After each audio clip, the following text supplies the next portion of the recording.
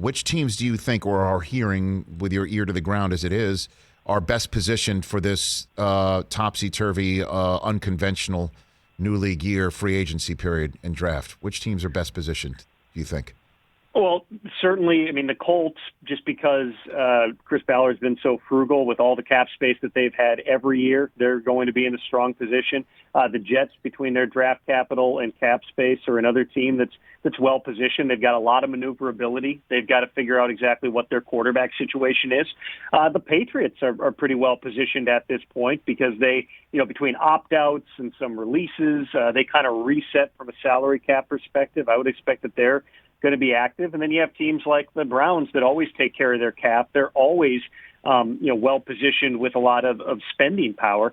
One of the fascinating dynamics always is when you have the teams that are restructuring everybody or cutting players like the Saints, who've been doing this for a decade. I mean, they have been since 2011, when they had some challenges and a cap penalty, and they started doing this. Like, they've been a perpetual kicking your problems into the future type of a situation. There's no magic.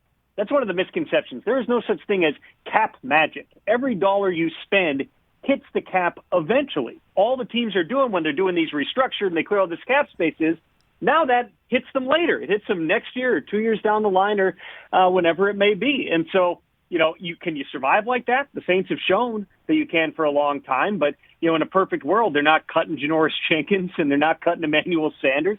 They're keeping some of these guys. That's the price you have to pay, and this is the rare year where even those teams that don't push their problems into the future are having to make some of those hard decisions because the cap lands at $182.5 million, which is not only down about $17 million for $16 million from what it was a year ago, but is down $25 or $30 million from what 1 year ago every cap manager in the league would have said that's what the cap will be in 2021. Hey, you watched all the way to the end. Thanks for that. Watch more right here.